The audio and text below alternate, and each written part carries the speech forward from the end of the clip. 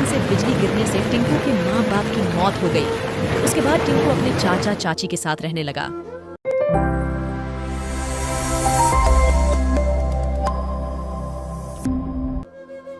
एक जंगल में चिड़िया का एक परिवार था। उस परिवार में माँ बाप और उनका एक बेटा था। बेटे का नाम टिंकू था।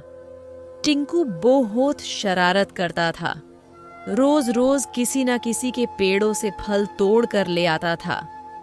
एक दिन तेज बारिश हो रही थी तो आसमान से बिजली गिरने से टिंकू के माँ बाप की मौत हो गई। उसके बाद टिंकू अपने चाचा चाची के साथ रहने लगा। थोड़े दिन बीत गए। टिंकू वैसे ही शरारत करता था। एक दिन वह कालू के पेड़ पर से आम तोड़ रहा था तो कालू ने देख लिया। ए टिंकू, तुम रोज रोज मेरे पेड़ से आम तोड़ कर ले जाते हो, कितना नुकसान करते हो। आज तो मैं तुम्हें नहीं छोड़ूंगा। ऐसा कहकर कालू टिंकू को उसके चाचा के पास ले जाता है और बोलता है, तुम इसको समझा लो, नहीं तो मैं अच्छे से समझा दूंगा। फिर रोज रोज कितना नुकसान करता है। मेरे फलों का ये ऐसे ही नुकसान करता रहेगा तो हम क्या खाएंगे। कालू की ऐसी बातें सुनकर टिंकू का चाचा उसे लाठी से मारने लगता है। आज के बाद मुझे कहीं से ऐसी शिकायत आ गई तो मैं तुझे जिंदा नहीं छोड़ूंगा। टिंकू की चाची कहती है, हाँ हाँ, और मारो इसे। इसके माँ बाप तो मर गए और ऐसी निकम्मी औलाद छोड़ गए हमारे सर पर। टिंकू अब उदास हो गया और एक जगह बैठकर रोने लगा। कालू कौवे, तुमको बड़ा मजा आ रहा था ना मुझे पिटवाकर। अब देख तू। ऐसा कहकर टिंकू कालू की फसलों में आग लगा देता है और वहां से चला जाता है। कालू देखता है तो अपना सर पकड़ के बैठ जाता है। अरे कोई तो बचाओ मेरी फसल को। कालू के पास कई लोग आ गए और कहने लगे, हमें इस टिंकू का कुछ ना कुछ तो करना पड़ेगा। ये तो रोज रोज हमारी फसलों को नुकसान पहुंचाता है। हाँ हाँ, तुम सही कह रहे हो, कुछ तो करना पड़ेगा। क्यों ना राजा के पास चले।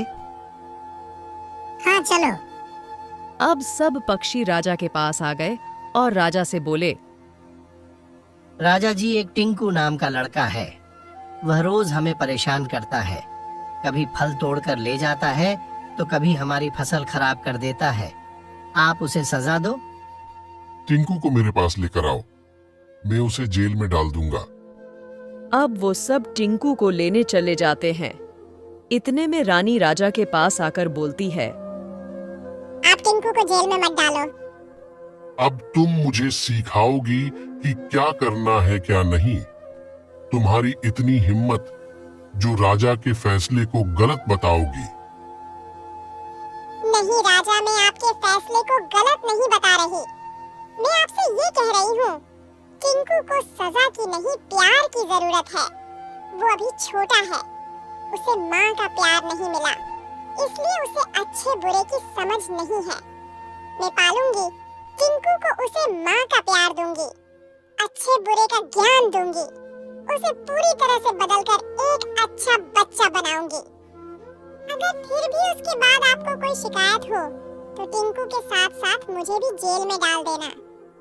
ठीक है, मैं तुम्हें 1 साल का वक्त देता हूँ टिंकू को सुधारने के लिए। अब रानी टिंकू को अपने साथ ले आई। टिंकू बोलता है रानी से, रानी, आप मुझे पालोगी?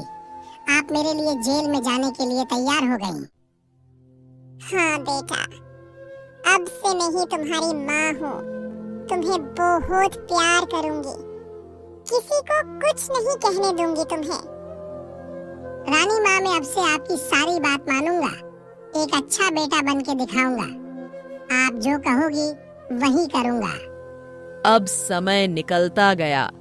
राजा का दिया वक्त बीत गया। अब टिंकू बहुत बदल गया था। काफी समझदार हो गया था। टिंकू का ऐसा बदलाव देखकर अब सब बहुत खुश थे। बिन माँ के बच्चे को माँ का प्यार मिल गया।